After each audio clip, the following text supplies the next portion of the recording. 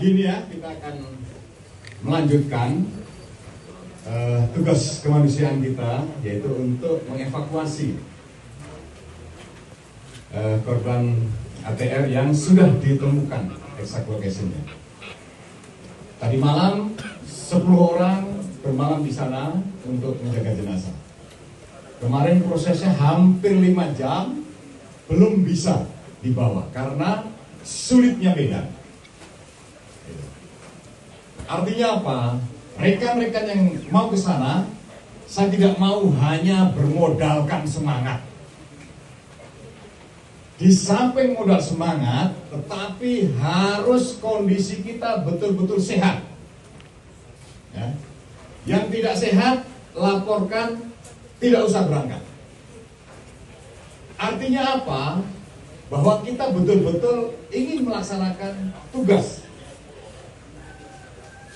SAR ini fokus sehingga kita nanti tidak terbebani dengan rekan kita justru yang mungkin karena sakit dan sebagainya. Tidak. Ya. Fokusnya kita pengen segera bisa mengangkat korban, baik yang selamat maupun yang tidak.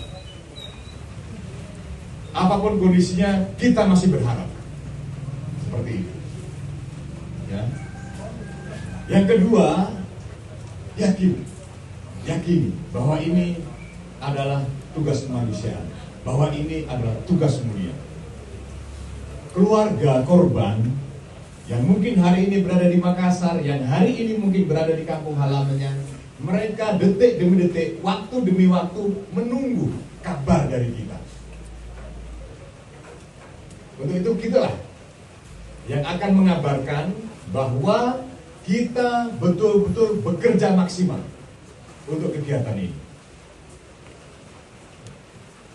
Yang berikutnya, rekan-rekan sudah disampaikan tadi dari Sarnas, dari yang sudah dari dahulu.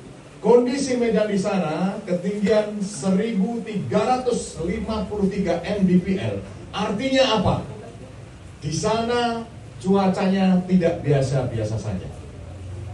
Pasti dingin. Bahkan kemarin visibility-nya hampir 0, 3 sampai 5 meter. Kecepatan angin rata 20 sampai 25 knot. Medan terjal. Bahkan tim kemarin yang sudah membawa tali itu sampai habis. Download Tribun X sekarang, menghadirkan lokal menjadi Indonesia.